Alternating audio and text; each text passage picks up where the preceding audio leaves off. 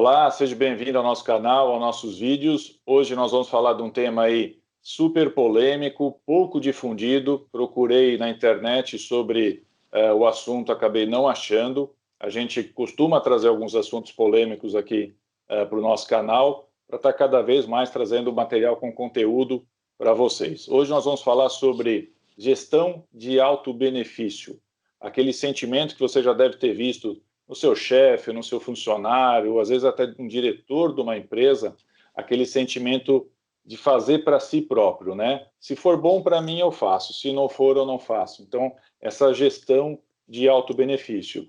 E para falar e para bater esse papo sobre esse assunto, nós trouxemos aqui uma expert em RH, uma das 10 personalidades de RH em Santa Catarina, a Liliane Fernandes, CEO da Shawwork, que inclusive desenvolveu um sistema que virou assunto até do Jornal do Almoço de Santa Catarina.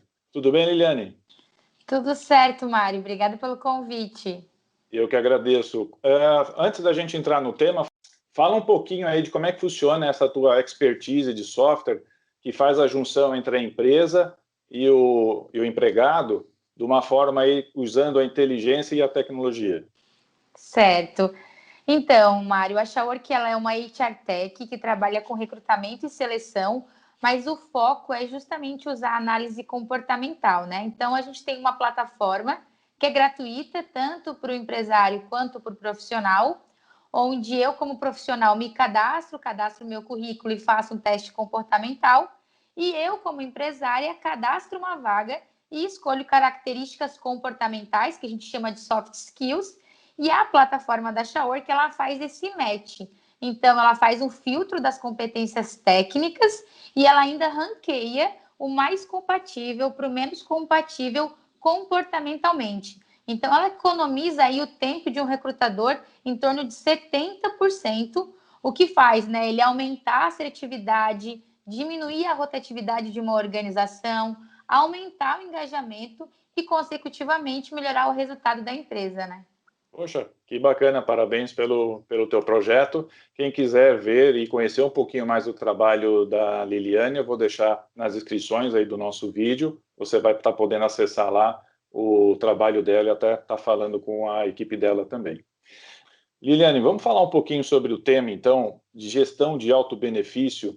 Eu percebi aí, tanto na minha carreira profissional, dentro de empresa, como consultor, pessoas profissionais com esse perfil, e assim, de vários setores, tanto do alto escalão, da diretoria, até um funcionário, um gerente, com aquele sentimento de vou fazer o que for bom para mim, o que for benéfico para mim, né? Esquecendo que por trás dele tem algo maior que a empresa, com vários funcionários, a equipe, enfim, e isso gera um desembolso, né, um prejuízo para a empresa, às vezes até incalculável, tanto na parte financeira, como na parte de imagem também, né, porque a pessoa que não é corruptível, que ela não é suscetível a isso, ela se sente mal trabalhando numa empresa dessa. E quando também profissionais fazem esse, principalmente no varejo, que tem esse sentimento de alto benefício, acaba às vezes até prejudicando o próprio cliente, né? Então, eu vou manter esse fornecedor porque é meu amigo, por alguma razão eu tenho um benefício mantendo ele, só que não tem, esse fornecedor talvez não casa com as culturas da empresa, e aí acaba esbarrando no descontentamento com o cliente, às vezes com um mix errado, enfim, a gestão do alto benefício, ela quebra um pouquinho essa cultura da empresa, o que ela preserva, né, o que ela quer, e é um assunto assim pouco difundido, talvez um problema silencioso, né, que vai correndo dentro da empresa.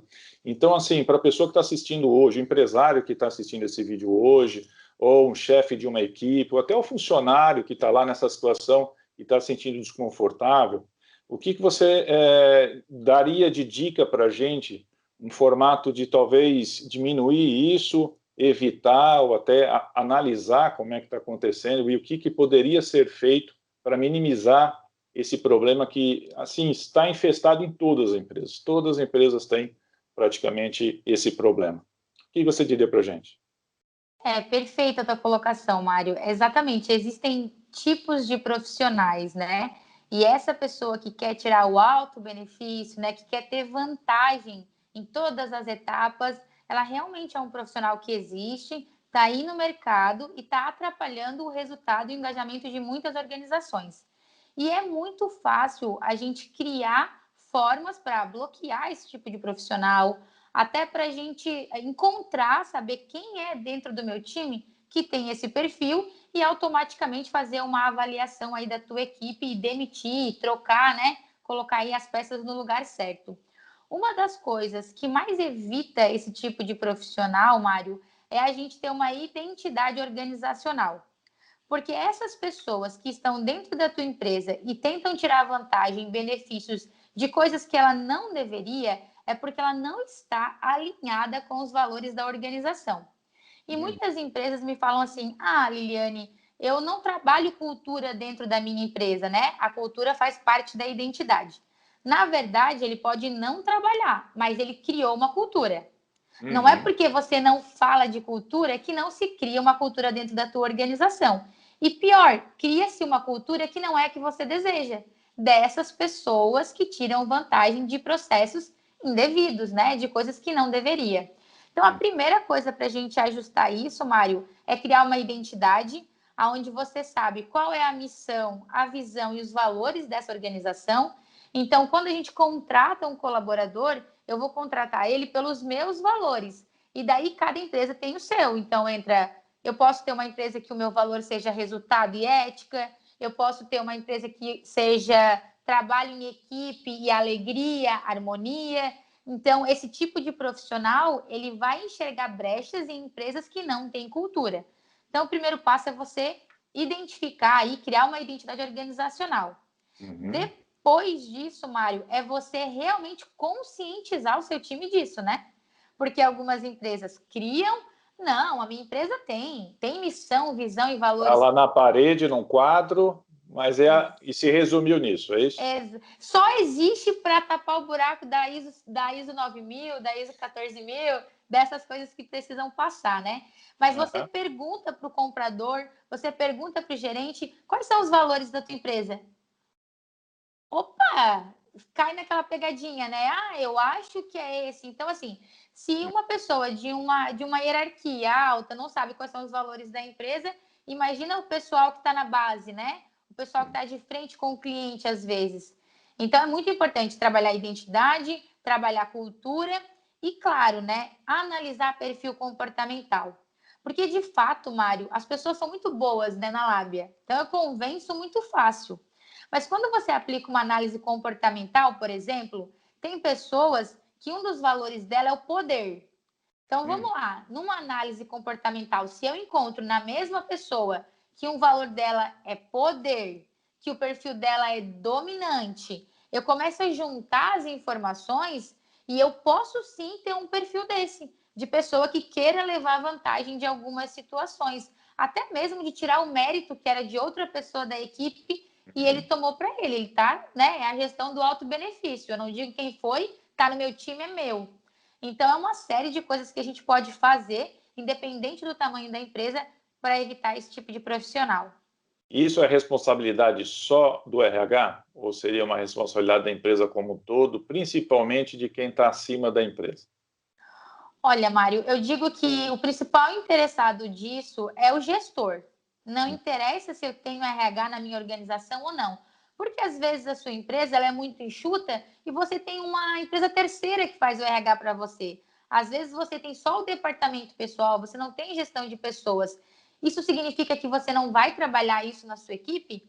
Então, você como gestor de compras, você como líder de vendas, você como frente de um time, tem que tentar entender como que eu identifico os meus gargalos, e não só de processos, mas de pessoas. Às vezes eu deixo de alcançar melhores resultados porque eu não sei quem são as pessoas que estão fazendo parte do meu time.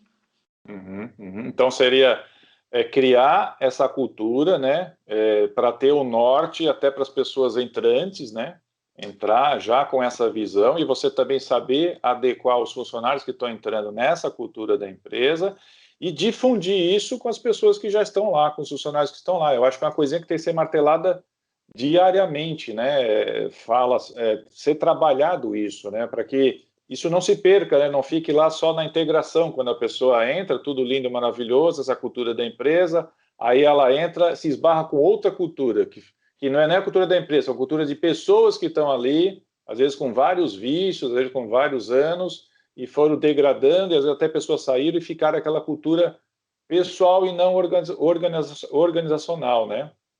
Seria mais ou menos isso? Exatamente, Mário. Assim, eu contrato pessoas rápido, né? Porque geralmente os líderes estão sempre precisando da pessoa para preencher algum cargo que a pessoa saiu, deixou na mão. E quando eu tenho que demitir, eu demito devagar. Então, aí são alguns erros que fazem eu manter essas pessoas que estragam o meu time. E um exemplo que você deu aí de integração, né? Eu lembro daquelas integrações que acontecem em algumas empresas que a pessoa fica dias assistindo um vídeo, que a pessoa fica horas dentro de uma sala ouvindo coisa que não faz nenhum sentido para ela. Então, assim, isso existe, mas não deveria ser mais uma prática de mercado. A gente tem uma nova ferramenta hoje que se chama onboarding, que é de verdade você pegar o profissional pela mão e fazer ele caminhar essas primeiras etapas. E é por isso, Mário, que desde o início eu crio o meu colaborador para que ele não tente tirar vantagem do meu negócio, que ele tenha uma coisa chamada senso de pertencimento. Vista a camisa de dono.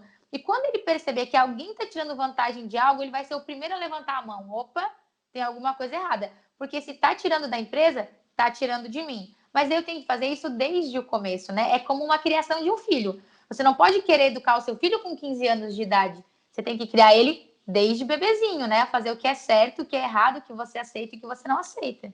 Verdade. Se você tocou num assunto, na verdade, assim, sempre funcionou muito bem para mim, que é o sentimento de propriedade. Né? Eu trabalhava naquela empresa, mas como se ela fosse minha, né? Eu sempre tive essa visão, esse sentimento de propriedade, isso me ajudou muito. Não sei se eu já tinha um perfil empreendedor, sou empresário hoje, mas eu sempre tive esse sentimento e sempre me ajudou muito, porque as pessoas que estavam do meu lado e acima de mim, elas percebiam isso, né? Às vezes você tem um profissional que está lá, ele não consegue evoluir de cargo, ele se acha e às vezes ele tem uma competência enorme para aquilo que ele faz, mas falta para ele esse sentimento de propriedade, que as pessoas que estão lá em cima não enxergam isso. Porque quando você é um empresário, você quer ter pessoas do seu lado que estejam ali brigando pela tua empresa, né? Que estejam junto contigo nisso. E aí você tocou num assunto que como é que está o jovem hoje? Que eu vejo muito essa nova geração que está vindo, eu não sei se eles estão vindo, não sei se é uma percepção minha, né? Se for você, eu peço que você me corrija, mas eu vejo que eles estão vindo com um gatilho já desse auto-benefício, sabe? Eu vou trabalhar só no horário que eu quero, vou fazer só o que eu quero, se não me pagar dentro daquilo que eu estou fazendo, eu estou fora, troca empresas por pouco, né? Não investe, não faz carreira. Então, às vezes eu vi um profissional lá que já tinha passado dentro de um ano em 5 empresas, por causa de 150, 100 reais. Né? E reclamando que estava com 35 anos de idade e ainda era repositor, entendeu? Mas estava nítido, né?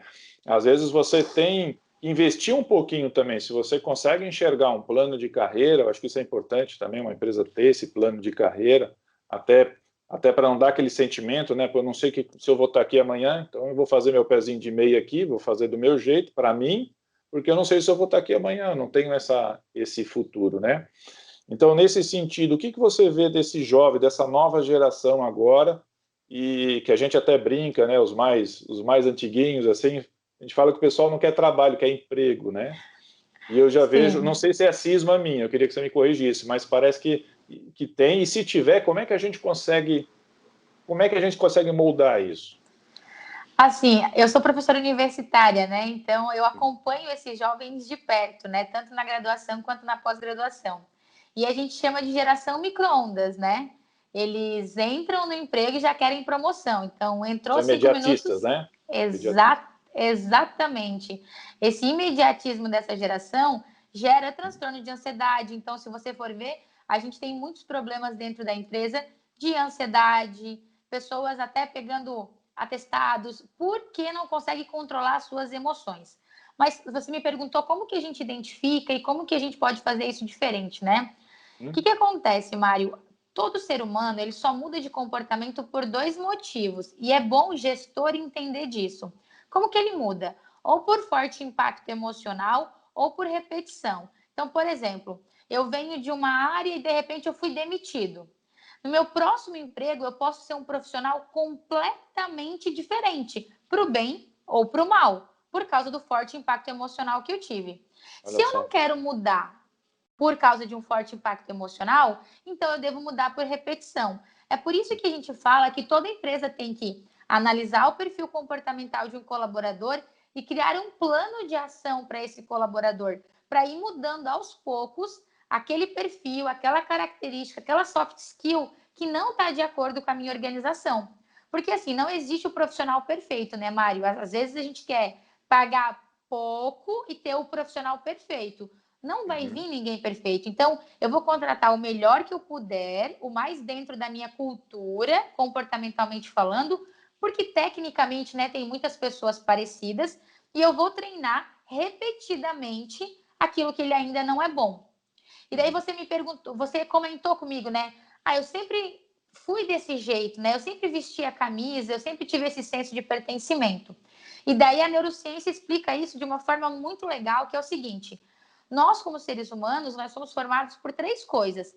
Primeiro, genética, então você tem muito do seu pai e da sua mãe. Depois, criação, como você foi criado pela sua família, e a sua experiência. Então, tem muita gente, Mário, que teve experiências negativas nas empresas e quando chega em outra empresa, lá naquela empresa todo mundo fazia isso, então aqui eu também vou fazer. Então, ele foi criado daquele jeito, sabe? O pai e a mãe ensinaram ele desse jeito. Mas nós, como gestores, temos a oportunidade de mudar esse profissional. E, de novo, para o bem ou para o mal. Uhum. Então, a gente tem que ficar de olho nisso, né? Para a gente não perder bons profissionais, inclusive. Então, assim, eu vejo que o recado principal que fica aqui é que o RH vai muito mais além do que recrutamento, né, de seleção e demissão. Acho que isso ainda é um erro nas empresas, e empresas de todo tipo, de todo tamanho, de enxergar o RH lá como um departamento de recrutamento, né? Então, eu vejo que se um RH forte cria uma empresa também forte, pessoas fortes, retém essas pessoas, o trabalho vai muito mais além, né? Então, só para fechar, eu queria que você deixasse aqui a sua mensagem, né? Qual é realmente o papel do RH de uma empresa, o que a empresa tem que esperar do RH, cobrar do RH, investir também num departamento que é tão importante, mas às vezes é banalizado justamente por causa disso. E assim, se tivesse o empresário, né, a condição de mensurar o que ele perde, nós estamos falando aqui de perdas significativas, eu já vi coisas absurdas, tipo assim, ó, eu quero contratar um coach lá, não importa o preço que a empresa está pagando, sabe? Essa conta, ela vai se diluindo, ele consegue enxergar lá no final da linha, mas não sabe por que não bate no final do mês, porque ele tem todo esse processo lá atrás, né? Porque hoje quem faz a empresa ainda são as pessoas, né? Então, Exatamente. só para fechar. Exatamente. Mário, eu sempre digo assim, que o RH ele é uma peça estratégica de qualquer organização. A empresa que não possui um RH, seja ele externo ou interno, está perdendo dinheiro. Porque assim, eu analiso um monte de indicadores, KPIs da minha organização, mas eu esqueço de olhar o principal indicador, que é o fator humano. E esses indicadores existem. Esses indicadores de, por exemplo, todo mundo olha para o ROI financeiro, mas qual que é o ROI do teu colaborador? Qual que é o retorno de investimento que você fez nesse colaborador e ele está trazendo para a sua empresa? Então, esses indicadores de RH, eles existem, porém, eles não são utilizados pela maioria das empresas. Então, a minha dica aqui é que, de fato, as empresas olhem com mais carinho para o RH e olhem para o RH de forma estratégica. Só contando uma coisa rápida aqui, eu participei pelo Pacto de Inovação há um ano atrás, e tinha lá a empresa que faz a melhor máquina do mundo em laser. Ele coloca o laser no produto. E ele falou assim, ó, Liliane, eu não entendo. A minha máquina é a melhor do mundo e o meu colaborador de manhã produz menos do que o meu colaborador à tarde. E aí está o fator humano. Não adianta você ter a melhor máquina do mundo, o melhor software, pagar o melhor salário, se o ser humano que está atrás não estiver motivado e não tiver números de verdade, né? O RH do eu acho é de 1970, né? O RH de agora, ele precisa estar baseado em indicadores, em métricas chaves e de verdade entregar resultado para a organização, né? Tu falou uma coisa bem interessante e tem indicadores disso, que, por exemplo, um americano ele é muito mais produtivo do que um profissional brasileiro, na média, né? Uhum. Uma média. Porque disso você já falou ali atrás, cultura, vem junto com ele, família e tudo mais. Mas será que também, qual seria essa principal diferença? Será que lá eles investem mais em RH ou algo do tipo? A empresa lá é mais consolidada em relação à cultura? Por que essa diferença tão grande, né? Por que a gente não consegue ser tão produtivo quanto um americano, por exemplo? Na verdade, a grande diferença nossa para os americanos não está em pessoas, está em números, né? Lá nos Estados Unidos, tudo é um número. Aqui no Brasil, tudo é carnaval. Então, existe uma diferença, né? Lá, tudo é metrificado, né? Se a pessoa produz, se ela não produz, o horário que ela entra. É claro que aqui no Brasil a gente tem um fator humano muito forte, mas se nós conseguíssemos importar, né, essa parte de olhar para números dos Estados Unidos aqui para o Brasil, para o setor do RH, e manter o nosso fator humano, que é muito legal, a gente estaria na frente deles 1000 anos. Só que Olha precisa só. dessa junção, a gente precisa desse olhar que ainda não acontece, né? Uhum, uhum. Eu acho interessante também lá que é o ganho por meritocracia, né? Eu acho que realmente funciona, a gente aplica pouco aqui no Brasil, né? Então tem muito aquele sentimento, é o salário no final do mês, se condiciona aquilo, lá para o dia 15, dia 20 o cara já não tem dinheiro, então eu acho que talvez também um pouquinho mudar essa cultura de remuneração também, eu acho que seria mais interessante, né? É que, por exemplo, você falou uma coisa muito legal. Meritocracia nos Estados Unidos está baseada em números. Como que o brasileiro vai criar uma cultura de meritocracia se ele não tem indicadores? Daí, o que o brasileiro faz? Ele olha para a meritocracia como se fosse tempo de casa, como se fosse idade do colaborador. E isso não é mérito. Você ter mais idade não é mérito. Você ter mais tempo de casa não é mérito. Porque às vezes você chega numa empresa em 2 anos e entrega mais resultado do que uma pessoa que tem mais idade e está há mais tempo naquela organização. É por isso que os Estados Unidos, a Alemanha, conseguem trabalhar com meritocracia, porque existem indicadores para isso, né? Indicadores reais de pessoas. E aqui no Brasil a gente não tem esses números, né? Claro, existem empresas que têm já, empresas muito bacanas, estratégicas, mas grande parte das empresas no Brasil não olham para esses números, né? Pois é, vamos ver se a gente consegue mudar, né? Aos poucos consegue mudar essa cultura e chegar perto ou ser até um profissional mais produtivo, né? É uma coisa bem importante, assim, é um indicador, é uma estatística real. Um colaborador feliz na função certa, ele equivale a 5 profissionais infelizes. Isso é uma Nossa, estatística. Então, imagina quanto dinheiro uma empresa perde com o colaborador no lugar errado.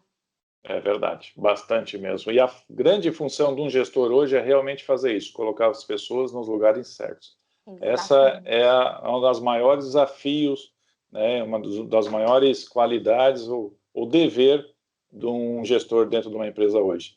Lili, muito obrigado mais uma vez pela sua participação. Acho que foi um vídeo com um conteúdo bem rico de informação, né? Se deixasse, a gente tem aí assunto para falar muito mais vídeos, mas a gente tem um espaço curto. Eu queria, de novo, agradecer você, o nosso canal, os nossos seguidores, né? Se você tiver mais sugestões, quiser saber mais um pouco sobre esse assunto que nós estamos trazendo aqui, deixa nas nossas descrições lá, a gente, de repente, retorna e volta aqui aprofundando um pouquinho mais. E muito obrigado de novo, Lili, se quiser fazer uma finalização. Só agradecer pelo convite e parabenizar pelo trabalho que vocês vêm fazendo. E contem comigo, contem com a Shawork, sempre que precisar, a gente está aí. Tá bom, muito obrigado, tá? Muito obrigado a você e a gente se encontra nos próximos vídeos. Até lá. Mais.